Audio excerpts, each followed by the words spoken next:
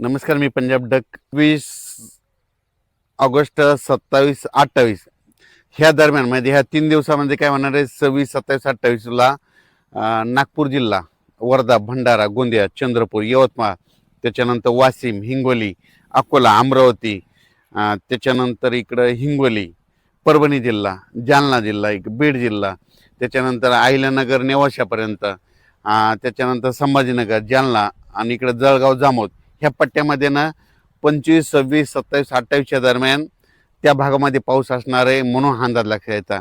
राज्यातला सगळीकडला पाऊस एकदम सगळीकडे पडणार नाही, काही काही भागात पडणार आहे, फक्त वेगवेगळ्या भागात पडायला. म्हणून परत एकदा सांगतो, 25 ऑगस्ट पासून ते 28 ऑगस्ट, 25, 26, 27, 28 ह्या 4 दिवसामध्ये इकडं नेवासा, कोपरगाव, अहिल्यानगर, ते भाग, त्याच्यानंतर संभाजीनगर, त्याच्यानंतर बीड जिल्हा, बीड जिल्ह्याचा उत्तरेकडील भाग, त्याच्यानंतर इकडं गेवराई, इकडं परभणी जिल्हा, हिंगोली जिल्हा, नांदेड जिल्हा, वाशिम जिल्हा, बुलढाणा जिल्हा, अकोला, अमरावती, वर्धा, नागपूर, भंडारा, गोंदिया, चंद्रपूर, यवतमाळ ह्या परिसरामध्ये मात्र 25 ते 28 ऑगस्टच्या दरम्यान भाग बदलत पाऊस पडणार आहे, म्हणून त्या शेतकऱ्यांनी अंदाज लक्षात घ्यावा. त्याच्यानंतर आज 19 ऑगस्ट पासून ते 23 ऑगस्टच्या दरम्यान आज देखील राज्यामध्ये ढगाळ वातावरण राहील, पण तुरळक तुरळक ठिकाणी दुपारनंतर थोडं ऊन पडेल आणि ऊन पडल्याच्या नंतर मग राज्यात पाऊस सुरू होईल. मग ते पाऊस तुम्हाला सांगू, तुरळक भागातच होणार आहे.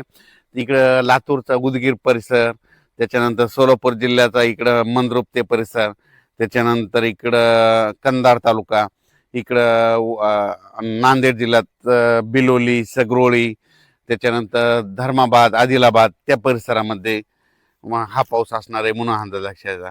पण एकदम राज्यातला सर्व पाऊस एकदम बंद होणार नाही, भाग बदलत पडणार आहे, विखुरलेल्या स्वरूपात राहणार आहे, म्हणून हे लक्षात. त्याच्यानंतर कोकणपट्टीचा मात्र ते पाऊस चालूच राहणार आहे, म्हणून कोकणपट्टीचा त्या शेतकऱ्यांनी देखील अंदाज लक्षात घ्यायचा. राज्यात देखील 1 सप्टेंबरपर्यंत पाऊस असणार आहे, पण ते काय होणार आहे, 10 मिनिटाचा, 20 मिनिटाचा, अर्ध्या तासाचा असाच पडणार आहे, सर्वदूर पडणार नाही, म्हणून सर्व शेतकऱ्यांनी अंदाज लक्षात घ्यायचा.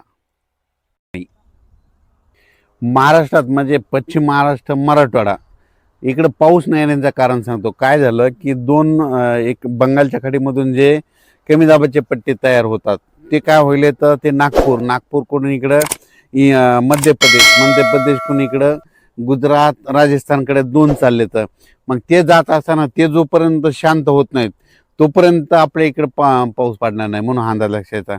तसंच आता देखील परत 2 कमी दाबाचे पट्टे आहेत, ते लो प्रेशर आहेत, ते जाणार आहेत. त्याच्यामुळे काय होणार आहे, ते विदर्भातच पाऊस पडणार आहे. मराठवाड्याकडं आणि पश्चिम महाराष्ट्राकडे खूप काही मोठा पाऊस पडणार नाही. स्थानिक वातावरण तयार होऊनच मराठवाड्यामध्ये 7 जिल्ह्यामध्ये असाच तुरळक भागात पाऊस पडणार आहे. म्हणून ज्यांच्याकडे पाण्याची व्यवस्था असेल तर तुम्ही पाणी देण्याची व्यवस्था करू शकता. कारण की ना खूप काय असा मोठा ओढे नाले वाल असा सध्या तरी राज्यात पाऊस नाही. मग राज्यात पाऊस कधी येणार, तर राज्यात सप्टेंबरच्या पहिल्या आठवड्यात मग राज्यात पाऊस येणार आहे, आणि ते मात्र जोराचा पाऊस असणार आहे.